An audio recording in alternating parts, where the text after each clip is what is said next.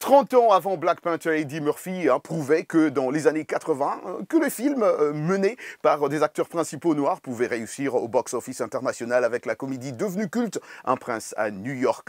Après le milliard de dollars généré par Marvel et son super-héros africain, Eddie Murphy revient à son tour avec la suite des aventures de son prince africain pour y gâter dans Un prince à New York 2 qui sortira sur la plateforme Amazon Prime le 5 mars. Mais selon l'acteur, le succès mondial de ces deux franchises à la distribution majoritairement noire n'a rien à voir avec un quelconque intérêt croissant pour les problématiques politiques et historiques de race, à l'instar de mouvements contemporains comme Black Lives Matter.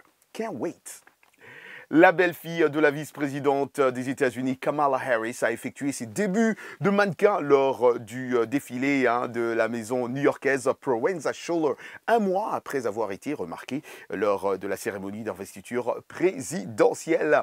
Étudiante en dernière année à l'école new-yorkaise de design Parsons, Ella Imhoff faisait partie des modèles apparaissant dans le film présenté jeudi par Provenza Scholler en lieu et place d'un défilé traditionnel pandémie oblige. La jeune femme de 21 ans y porte successivement un trench coat en cuir, un manteau lent gris et un tailleur pantalon noir, exemple d'une collection automne-hiver où le confort et l'amplitude dominent. Bravo à elle.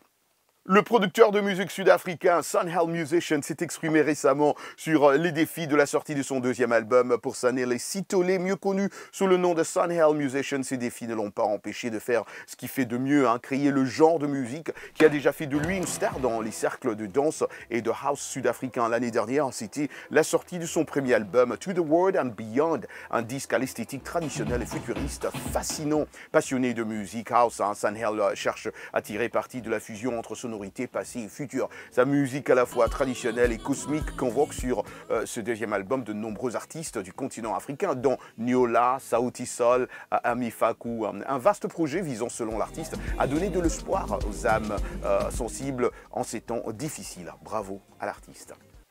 Et voilà, chers téléspectateurs, c'est tout pour Culture Hebdo de cette semaine.